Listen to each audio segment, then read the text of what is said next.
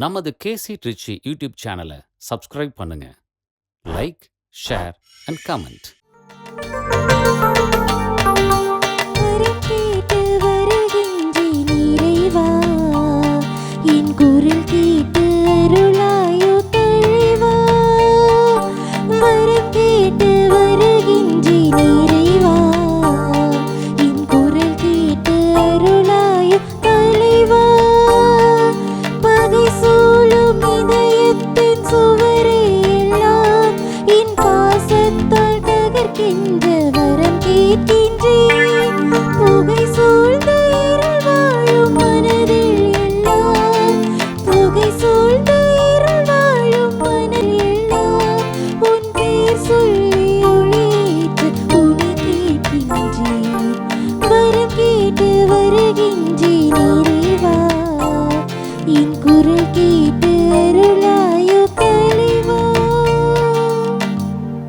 தந்தை மகன் தூய ஆவியாரின் பெயராலே நம் ஆண்டவராகிய இயேசு கிறிஸ்துவினுடைய அருளும் கடவுளின் அன்பும் தூய ஆவியாரின் நட்புறவும் உங்கள் அனைவரோடும் இருப்பதாக.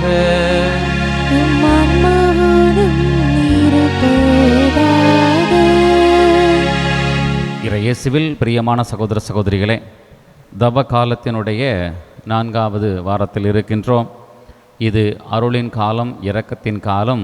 கடவுளிடத்திலே மன்னிப்பை கேட்டு அவர் அருகிலே இன்னும் மிக நெருக்கமாக நாம் செல்லுகொடுக்கிய ஒரு காலம். இந்த காலத்தில் இன்றைய வாசகமானது இதைவிட மேலான ஒரு கேடு இருக்குமா என்று நம்மை யோசிக்க அழைக்கிறது. இதைவிட மேலான கேடு இருக்குமா?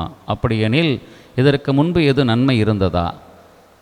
அந்த நன்மை ஏதாவது மாறிப்போனதா? அல்லது தீமையிலிருந்து ஒரு நன்மை பிறந்ததா? அந்த நன்மை பிறந்த பிறகு அது கேடாக மாறிப்போகுமா என்கின்ற கேள்வியெல்லாம் நம்மிடத்தில் இருக்கிறது.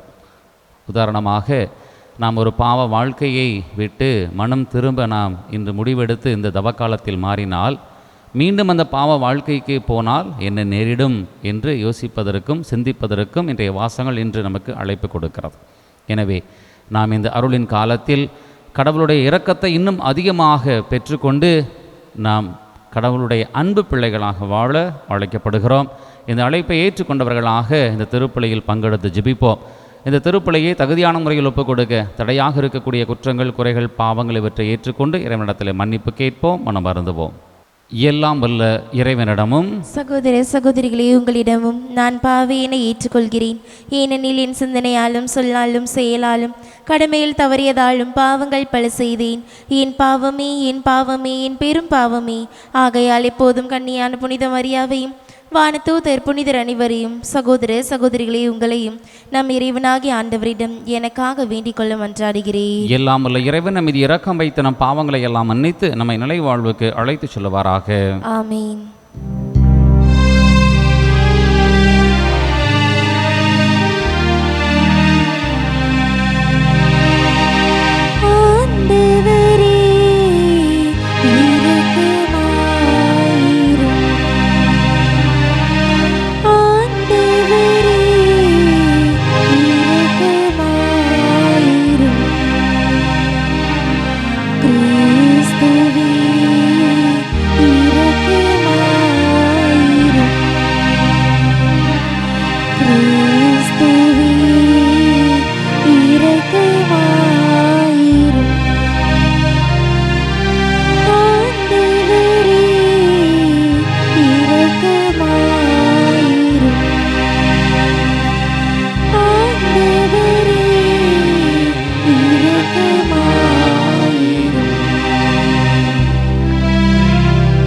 மன்றாடுவோமாக. ஆண்டவரே, புனிதமான பற்றன்பு உள்ள முயற்சிகளை பெருமதிப்புடன் கடைபிடிப்பதால் உன் நம்பிக்கையாளரின் இதயங்களை செம்மைப்படுத்தியருளும். அதனால் அவர்கள் தகுதியான மனதுடன் பாஸ்கா மறை நிகழ்வை ஏற்றுக்கொண்டு உமது மீட்பின் புகழை பறைசாற்ற செய்வீராக. உம்மோடு தூய ஆவியாரின் ஒன்றிப்பில் இறைவனாய் என்றென்றும் வாழ்ந்து ஆட்சி செய்கின்றவர் வழியாக உம்மை மன்றாடுகிறோம்.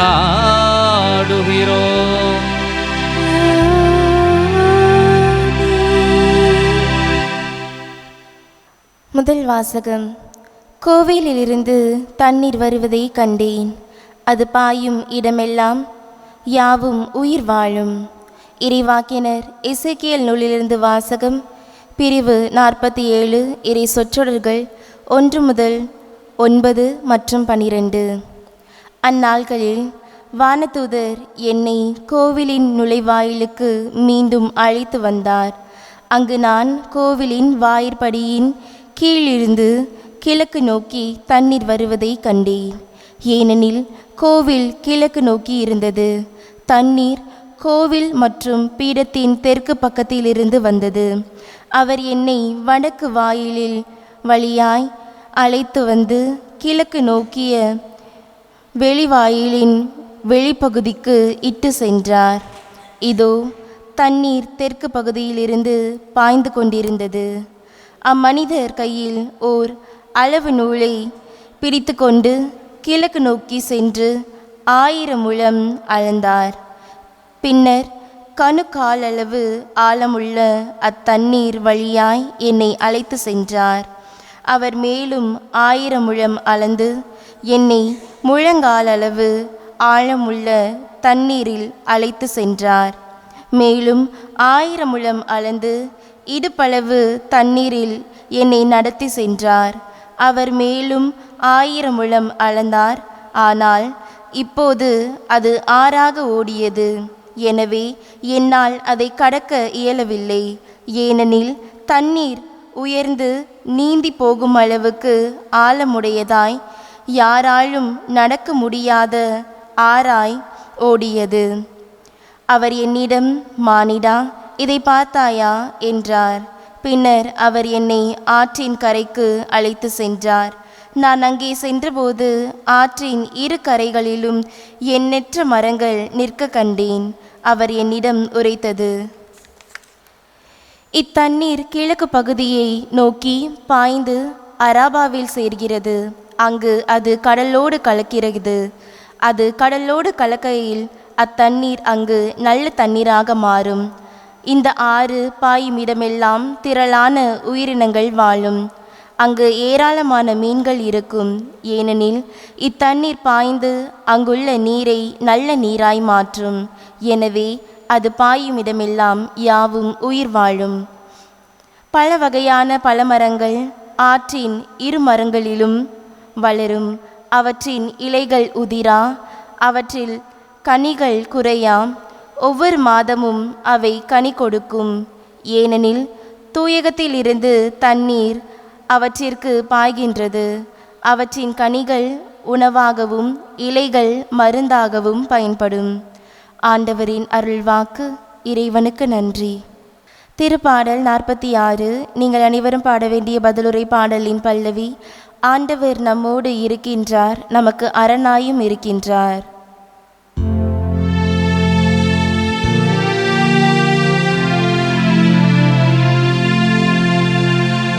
ஆண்டவர் நம்மோடு இருக்கின்றார், நமக்கு அரணாயும் இருக்கின்றார். ஆண்டவர் நம்மோடு இருக்கின்றார், நமக்கு அரணாயும் இருக்கின்றார். கடவுள் நமக்கு அடைக்கலமும் ஆற்றலுமாயுள்ளார். இரு கணக்கற்ற வேலைகளில் நமக்கு உற்ற துணையும் அவரே. ஆகையார் நில உலகும் நிலை குலைந்தாலும் மலைகள் ஆழ்கடலில் ஆய்திர்ந்து நடுங்கினாலும் எங்களுக்கு அச்சம் என்பதே இல்லை. ஆண்டவர் நம்மோடு இருக்கின்றார், நமக்கு அரணாயும் இருக்கின்றார். படைகளின் ஆண்டவர் நம்மோடு இருக்கின்றார், கடவுளை நமக்கு அரணாய் இருக்கின்றார். வாரீர் ஆண்டவரின் செயல்களை காணீர். அவர் உலகில் ஆற்றியுள்ள திகைப்பூட்டும் நிகழ்ச்சிகளை பாரீர்.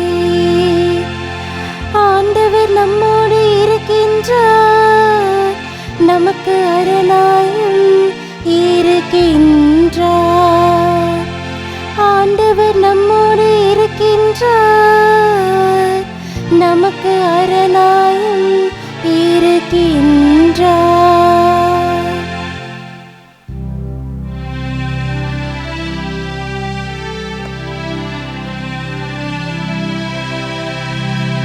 இயேசு கிறிஸ்துவே எங்கள் ஆண்டவரே,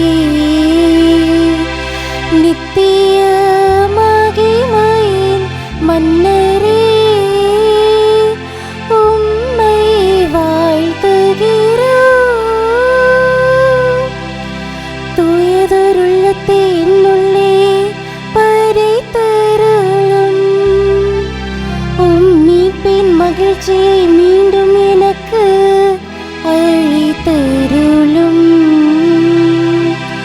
இயேசு கிறிஸ்துவே எங்கள் ஆண்டவரே, நித்திய மகிமையின் மன்னரே, உம்மை வாழ்த்துகிறோம்.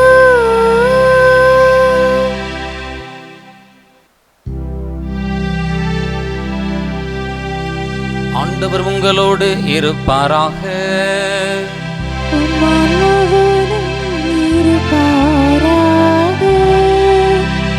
யோவான் எழுதிய தூய நற்செய்தியிலிருந்து வாசகம். ஆண்டவரே, மாட்சி உமக்கே. யோவான் நற்செய்தி அதிகாரம் 5 இறைவசனங்கள் 1 முதல் 3 மற்றும் 5 முதல் 16 முடிய. யூதர்களின் திருவிழா ஒன்று வந்தது. இயேசுவும் எருசலேமுக்கு சென்றார். எருசலேமில் ஆட்டு வாயிலுக்கு அருகில் 5 மண்டபங்கள் கொண்ட குளம் ஒன்று உண்டு. எபிரேய மொழியில் பெத்சதா என்பது அதன் பெயர். இம்மண்டபங்களில் உடல்நலமற்றோர், பார்வையற்றோர், கால் ஊனமுற்றோர், முடக்குவாதமுற்றோர் ஆகியோர் திரளாய் படுத்து கிடப்பர். 38 ஆண்டுகளாய் உடல் நலமற்றிருந்த ஒருவரும் அங்கு இருந்தார். இயேசு அவரை கண்டு நெடுங்காலமாக அவர் அந்நிலையில் இருந்துள்ளதை அறிந்து, நலம் பெற விரும்புகிறீரா என்று அவரிடம் கேட்டார். ஐயா, தண்ணீர் கலங்கும்போது என்னை குளத்தில் இறக்கிவிட ஆள் இல்லை. நான் போவதற்கு முன் வேறு ஒருவர் இறங்கி விடுகிறார் என்று உடல் நலமற்றவர் அவரிடம் கூறினார். இயேசு அவரிடம், எழுந்து உம்முடைய படுக்கையை எடுத்துக்கொண்டு நடந்து செல்லும் என்றார். உடனே மனிதர் நலமடைந்து தம்முடைய படுக்கையை எடுத்துக்கொண்டு நடந்தார். அன்று ஓய்வு நாள். யூதர்கள் குணமடைந்தவரிடம், ஓய்வு நாளாகிய இன்று படுக்கையை எடுத்துச் செல்வது சட்டத்திற்கு எதிரான செயல் என்றார்கள். அவர் மறுமொழியாக, என்னை நலமாக்கியவரே உம்முடைய படுக்கையை எடுத்துக்கொண்டு நடந்து செல்லும் என்று என்னிடம் கூறினார் என்றார். படுக்கையை எடுத்துக்கொண்டு நடந்து செல்லும் என்று உம்மிடம் கூறியவர் யார் என்று அவர் கேட்டார்கள். ஆனால் நலமடைந்தவருக்கு அவர் யாரென தெரியவில்லை. ஏனெனில் அவ்விடத்தில் மக்கள் கூட்டமாயிருந்ததால் இயேசு அங்கிருந்து நழுவி போய்விட்டார். பின்னர் இயேசு நலமடைந்தவரை கோவிலில் கண்டு, இதோ பாரும், நீர் நலமடைந்துள்ளீர். இதைவிட கேடானது எதுவும் உமக்கு நிகழாதிருக்க இனி பாவம் செய்யாதீர் என்றார். அவர் போய் தம்மை நலமாக்கியவர் இயேசு என்று யூதர்களுக்கு அறிவித்தார். ஓய்வு நாளில் இயேசு இதை செய்ததால் யூதர்கள் அவரை துன்புறுத்தினார்கள். ஆண்டவரின் அருள்வாக்கு.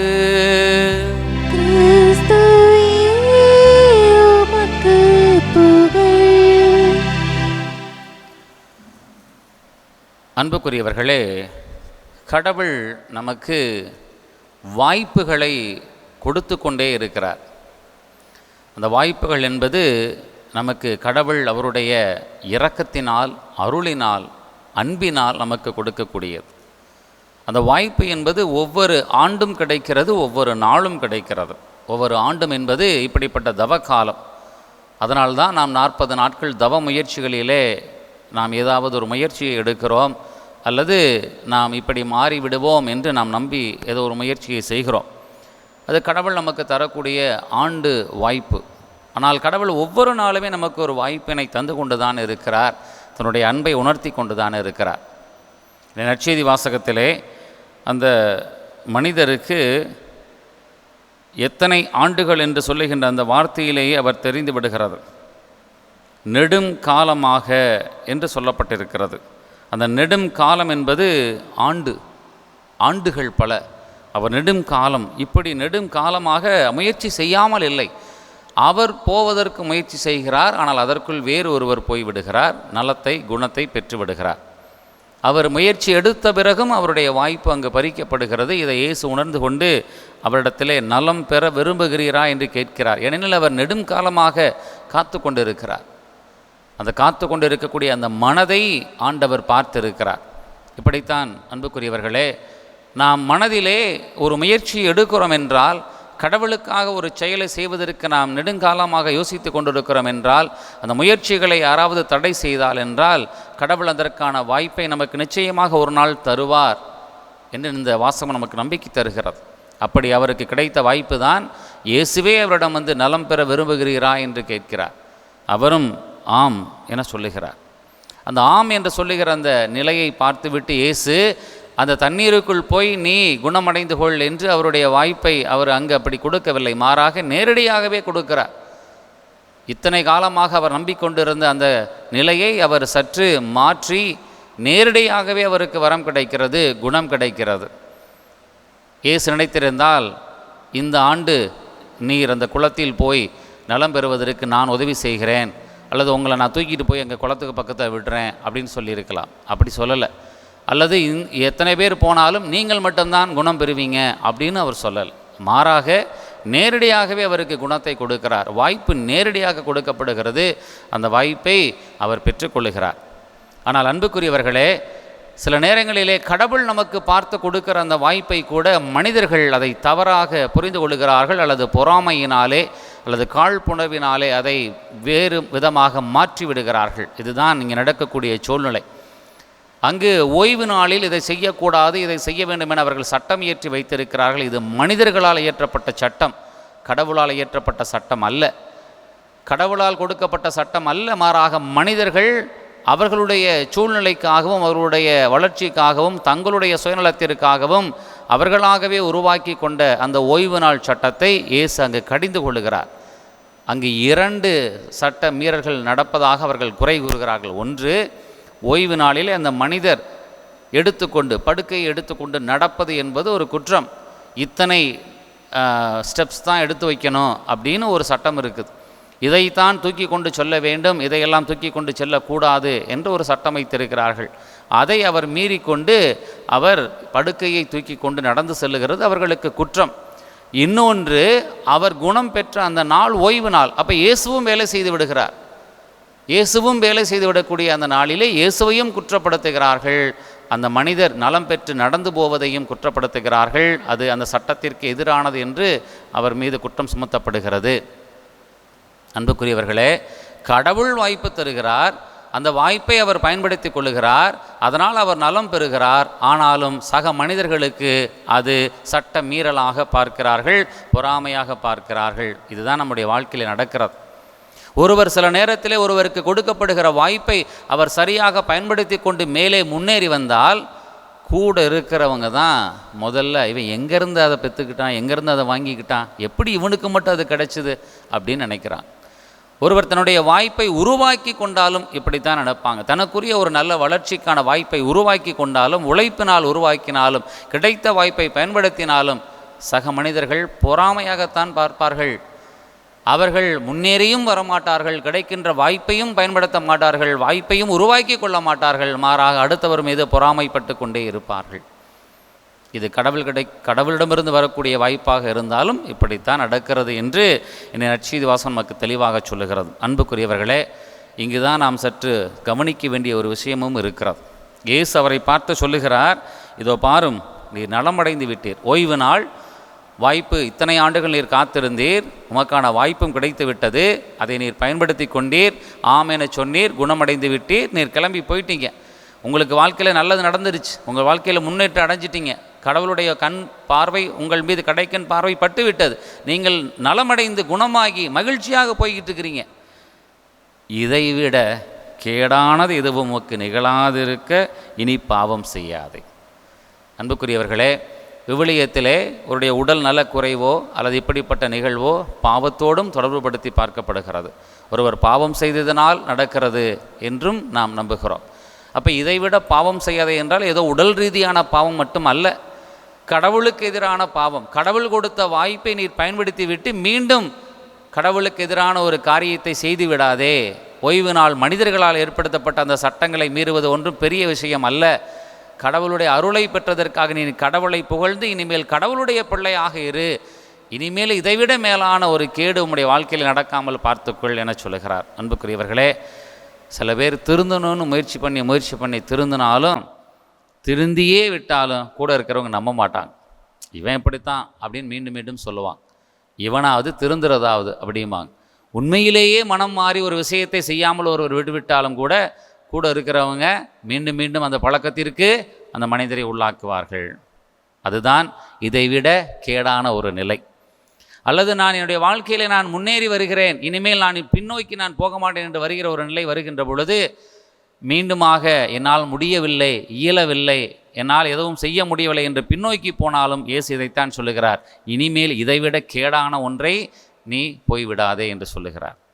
கடவுளுடைய அன்பையும் இரக்கத்தையும் கடவுளுடைய ஆசையையும் பெற்றுக்கொண்ட பிறகு மீண்டும் ஒரு பாவ வாழ்க்கைக்கு அல்லது ஒரு எதிர்மறையான வாழ்க்கைக்கு போனால் இயேசு இன்று நம்மை பார்த்து சொல்லுகிறார், இதைவிட கேடான ஒன்றை நோக்கி நீ போகாதே, இனிமேல் பாவம் செய்யாதே என்று சொல்லுவார். அன்புக்குரியவர்களே, இன்றைய முதல் வாசகம் மிக அருமையான ஒரு வாசகம். தண்ணீர் கடவுளுடைய அருளை சொல்லுகிற அந்த நிலை, வழிந்து வழிந்து ஓடுகிற நிலை, அது கடவுளுடைய அருள் நம்மிடத்திலே வழிந்து ஓடுகிற பெரும் மாபெரும் இரக்கமாக கொட்டி கிடக்கிறது. அதே போலதான் கடவுள் கொடுக்கக்கூடிய வாய்ப்பும் மாபெரும் அருளாக நம்மிடத்திலே கொட்டி கிடக்கிறது. கடவுளுடைய அருளையும் இரக்கத்தையும் வாய்ப்பையும் இவ்வளோ பெரிய ஆசீர்வாதத்தையும் நாம் ஒவ்வொரு நாளும் பயன்படுத்துகிறோம். ஆனால் பயன்படுத்திவிட்டு மீண்டும் கேடான நிலைக்கு போய்விடாமல் இருக்க ஆண்டவர் என்று நமக்கு அழைப்பு கொடுக்கிறார். நாம் இதைவிட கேடான மோசமான நிலைக்கு போய்விடாதிருக்க ஆண்டவரிடத்தில் வரம் கேட்போம். இறைவன் நம் ஒவ்வொருவரையும் இன்னும் நிறைவாக ஆசீர்வதித்து இந்த தவக்காலத்திலே கடவுளுடைய அருளையும் இரக்கத்தையும் அன்பையும் வாய்ப்பையும் அனுபவிக்க நம்மை வழிநடத்துவாராக. ஆமேன்.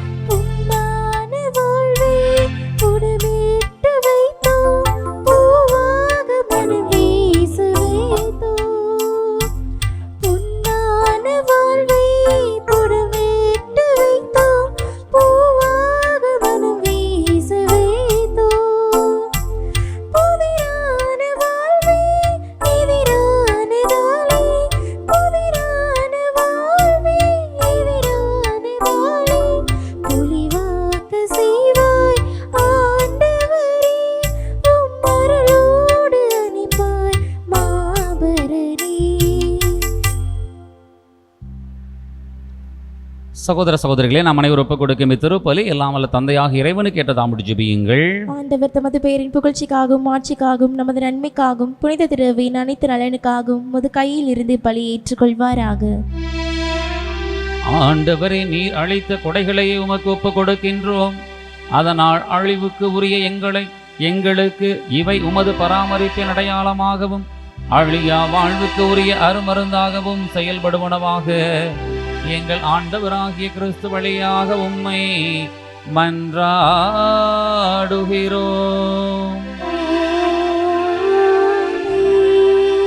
ஆண்டவர் உங்களோடு இருப்பாராக.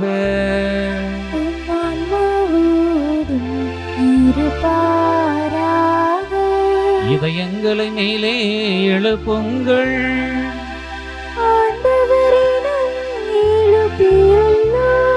நம் இறைவனாகிய ஆண்டவருக்கு நன்றி கூறுவோம்.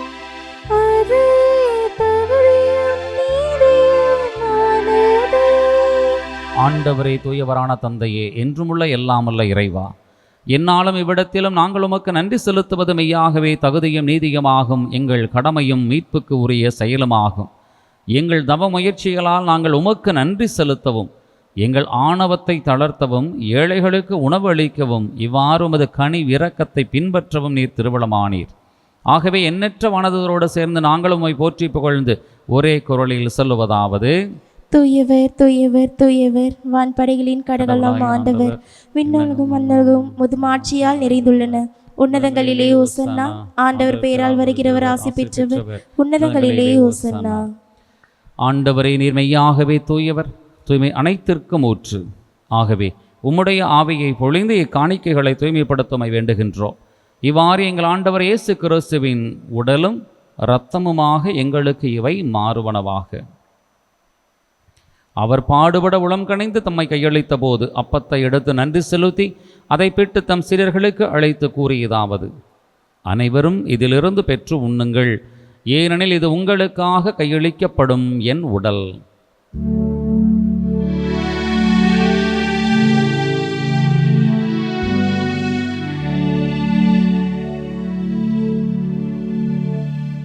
அவ்வண்ணமே இரவு விருந்தை அருந்திய பின் கிண்ணத்தையும் எடுத்து மீண்டும் உமக்கு நன்றி கூறி தம் சீடர்களுக்கு அழைத்து அவர் கூறியதாவது: அனைவரும் இதிலிருந்து பெற்று பருகுங்கள், ஏனெனில் இது புதிய நிலையான உடன்படிக்கைக்கு உரிய என் இரத்தத்தின் கிண்ணம். இது பாவ மன்னிப்புக்கென்று உங்களுக்காகவும் பலருக்காகவும் சிந்தப்படும். இதை என் நினைவாக செய்யுங்கள்.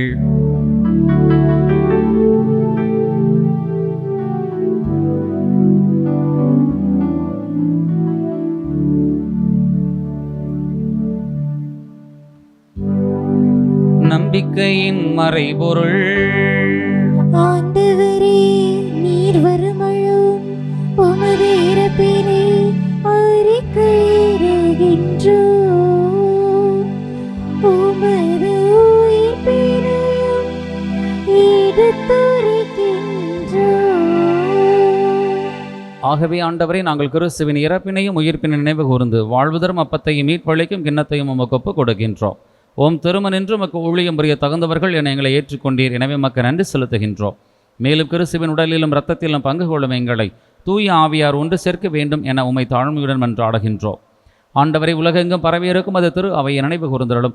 எங்கள் திரு தந்தை இல்லையோ, எங்கள் ஆயர் ஆரோக்கியராஜ், எல்லா திருநிலையினர் ஆகிய அனைவரோடும் அது திரு அவை அன்பில் நிறைவு பெறச் செய்தருளும். மேலும் உயிர்த்திலும் எதிர்நோக்குடன் துயில் கொள்ளும் எங்கள் சகோதரர் சகோதரிகளையும் இறந்தோர் அனைவரையும் இரக்கத்துடன் நினைவு கூர்ந்து உமது திருமுக ஒளியினுள்ள ஏற்றருளும். எங்கள் அனைவரும் மீது இரக்கமாயிரும். கடவுளின் கன்னித்தாயான புனித மரியா, அவருடைய கணவரான புனித யோசேப்பு, புனித திருத்தூதர்கள், இவ்வுலகில் உமக்கு உகந்தவராய் இருந்தோர் ஆகிய புனிதர் அனைவருடனும் நாங்கள் நிலைவாழ்வில் பங்கு கொள்ளும் தகுதி பெற்று உம் திருமகன் இயேசு கிறிஸ்து வழியாக உம்மை புகழ்ந்தேத்து மரமருள மன்றாடுகின்றோம். இவர் வழியாக இவரோடு இவரில் எல்லாம் வல்ல இறைவனாகிய தந்தையே, தூய ஆவியாரின் ஒன்றிப்பில் எல்லா புகழும் ஆட்சியும் என்றென்றும் உமக்கு உரியதே. ஆமென். ஆமென். ஆமென். கடவுளை தந்தையின் அழைக்க இயேசு நமக்கு கற்றுக் கொடுத்தார். எனவே நாம் துணிவோடு சொல்லுவோம்: விண்ணுலகில் இருக்கிற எங்கள் தந்தையே, முது பெயர் தூயது என போற்ற பெறுக, முது ஆட்சி வருக, முது திருவுளம் விண்ணுலகில் நிறைவேறுவது போல மண்ணுலகிலும் நிறைவேறுக. எங்கள் அன்றாட உணவை இன்று எங்களுக்கு தாரும். எங்களுக்கு எதிராக குற்றம் செய்வோரை நாங்கள் மன்னிப்பது போல எங்கள் குற்றங்களை மன்னியும். எங்களை சோதனைக்கு உட்படுத்தாதேயும், தீயோனிடமிருந்து எங்களை விடுவித்தருளும். ஆண்டவரை தீமை அனைத்திலுமிருந்து எங்களை விடுவித்து எங்கள் வாழ்நாளில் அமைதியை கனிவுடன் அருளமை என்று ஆடுகின்றோம். மது இரக்கத்தின் உதவியால் நாங்கள் பாவத்திலிருந்து எப்போதும் விடுதலை பெற்று யாதொரு கலக்கமுமின்றி நலமாயிருப்போமாக. நாங்கள் எதிர்நோக்கியிருக்கும் பேரின்பத்துக்காகவும் மீட்பராகிய இயேசு கிறிஸ்துவின் வருகைக்காகவும் காத்திருக்கின்றோம். ஏனெனில் ஆட்சியும் வல்லமையும் ஆட்சியும் என்றென்றும் உமதே. ஆண்டவரே இயேசு கிறிஸ்துவே, அமைதியை உங்களுக்கு விட்டுச் சொல்லுகின்றேன், என் அமைதியையே உங்களுக்கு அளிக்கின்றேன் என்றும் திருத்தூதர்களுக்கு மொழிந்தீரே. எங்கள் பாவங்களை பாராமல் மது திரு அவையின் நம்பிக்கையை கண்ணோக்கி மது திருவுளத்திற்கு ஏற்ப அதற்கு அமைதியையும் ஒற்றுமையையும் அளித்துள்வீராக. என்றென்றும் வாழ்ந்து ஆட்சி செய்கின்றவர் நீரே. ஆமென். ஆண்டவருடைய அமைதி உங்களோடு என்றும் இருப்பதாக. உம் ஆன்மாவோடும் இருப்பதாக. ஒருவருக்கொருவர் அமைதியை பகிர்ந்து கொள்வோம். உலகின் பாவங்களை போக்கும் இறைவனின் செம்மறியே, எங்கள் மேல் இரக்கமாயிரும். உலகின் பாவங்களை போக்கும் இறைவனின் செம்மறியே, எங்கள் மேல் இரக்கமாயிரும். உலகின் பாவங்களை போக்கும் இறைவனின் செம்மறியே, எங்களுக்கு அமைதியை அளித்தருளும். இதோ இறைவனுடைய செம்மறி, இதோ உலகத்தின் பாவத்தை போக்குபவர். செம்மறியின் விருந்துக்கு அழைக்க பெற்றோர் பேறு பெற்றோர். ஆண்டவரே, நீர் என் இல்லத்தில் எழுந்தருள நான் தகுதியற்றவள், ஆனால் ஒரு வார்த்தை மட்டும் சொல்லியருளும், எனது ஆன்மா நலமடையும். கிறிஸ்துவின் திருவுடலும் இரத்தமும் நம்மை காத்து நிலை வாழ்வு அளிப்பதாக. ஆசை திருவிருந்துக்கான மன்றாட்டு.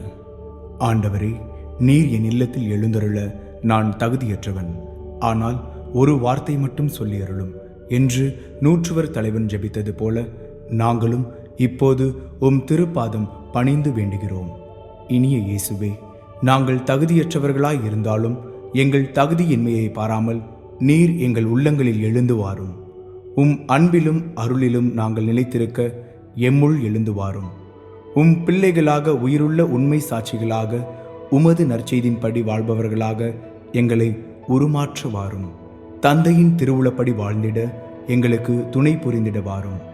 நன்மை செய்வதில் ஆர்வமுள்ளவர்களாய் தீமைகள் அனைத்திலிருந்தும் விடுதலை பெற்றவர்களாய் வாழவும் எங்களை வழிநடத்த வாரும். எல்லா நலன்களும் வளங்களும் எங்களை நிரப்ப வாரும். ஆமேன். தாயும் தந்தையுமான இறைவா, நாங்கள் பெற்றுக்கொண்ட எல்லா நன்மைகளுக்காக நன்றி செலுத்துகிறோம். இது இந்த நாளை கொடுத்ததற்காக உமக்கு நன்றி செலுத்துகிறோம். எங்களுடைய இந்த நாள் உம்முடைய ஆசீர்வாதத்தினாலே நல்ல நாளாக அமைந்திட உம்முடைய பாதத்தில் ஒப்புக் கொடுத்து ஜெபிக்கிறோம். எங்களை ஆசீர்வதியும் வழி நடத்தும்.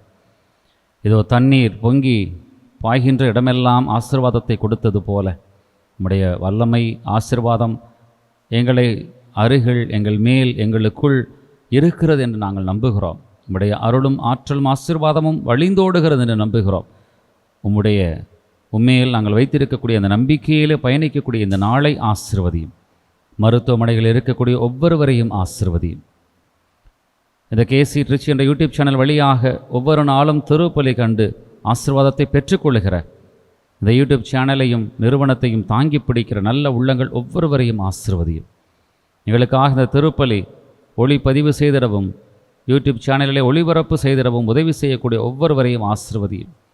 பாடல்கள் வழியாக வழிபாட்டு வழியாக உதவி செய்யக்கூடிய அன்பு பிள்ளைகளை ஆசீர்வதியும். இந்த அருங்குடை இல்லத்தையும் இயக்குனர் தந்தையும் தன்னார்வ தொண்டர்களையும் ஆசீர்வதியும். இந்த நாட்களிலே தேர்வினை எதிர்கொள்ளுகிற பள்ளிக்கு செல்லுகிற ஒவ்வொரு பிள்ளைகளையும், தேர்வினை எழுதி கொண்டிருக்கிற ஒவ்வொரு பிள்ளைகளையும் நிறைவாக ஆசீர்வதியும். இந்த ஆண்டினை சிறப்பாக முடித்து அடுத்த ஆண்டிலே நல்லதொரு கல்வி ஆண்டினை தொடங்க பல கனவுகளோடு காத்திருக்கக்கூடிய பிள்ளைகளை ஆசீர்வதியும். வேலைக்கு செய்யக்கூடிய ஒவ்வொரு பிள்ளைகளையும் ஆசீர்வதியும். பயணம் செய்யக்கூடிய பிள்ளைகளை ஆசீர்வதியும். இதோ அந்த மனிதர் பல ஆண்டுகளாக காத்து கிடந்ததைப் போல எங்களுடைய வாழ்க்கையிலும் ஒரு நல்லது நடக்காதா என காத்து கிடக்கிற பிள்ளைகளுக்கு இன்று ஒரு வாய்ப்பை தாரும் ஆண்டவரே. இந்த வாய்ப்பை தாரும். அந்த வாய்ப்பினை அவர்கள் சரியாக பயன்படுத்தி கொள்ள உம்முடைய அளவு கடந்த அன்பினை ஏங்கி கிடக்கிற பிள்ளைகளுக்கு தாரும்.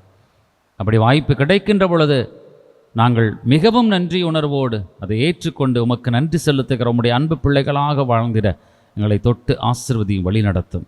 இந்த நாள் எங்களுக்கு ஆசீர்வாதமுள்ள நாளாக அமைத்து கொடும் ஆண்டவரே. உம்முடைய பாதத்தில் அனைவரையும் ஒப்பு கொடுத்து ஜெபிக்கின்றோம். ஆசீர்வதியும் வழி நடத்தும். இந்த மன்றாட்டுக்களை எல்லாம் எங்கள் ஆண்டவராகிய கிறிஸ்து வழியாக மன்றாடுகிறோம். ஆமென். நன்றி கூறி மன்றாடுவோமாக. ஆண்டவரே, எங்கள் மனங்களை கனிவுடன் தூய்மைப்படுத்தி அருள உம்மை வேண்டுகின்றோம். விண்ணக அருளடையாளங்களால் எங்களை புதுப்பிப்பதன் வழியாக தொடர்ந்து இப்பொழுதும் வருங்காலத்திலும் எங்கள் உடலுக்கு தேவையான உதவியை பெற்றுக்கொள்வோமாக. எங்கள் ஆண்டவராகிய கிறிஸ்து வழியாக உம்மை மன்றாடுகிறோம். ஆண்டவர் உங்களோடு இருப்பாராக. உம் ஆன்மாவோடும் இருப்பாராக. எல்லாம் வல்ல இறைவன் தந்தை, மகன், தூயாவி உங்கள் ஒவ்வொருவரையும் நிறைவாக ஆசீர்வதிப்பாராக. சென்று வாழுங்கள், வாழ்வின் பலி தொடர்கின்றது.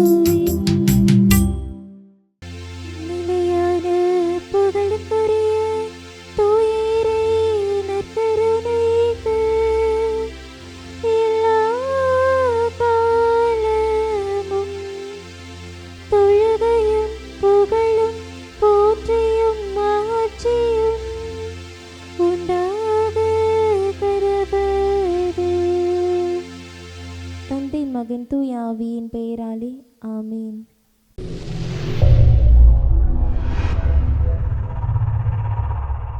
Subscribe to KC Trichy YouTube channel. Like, share and comment.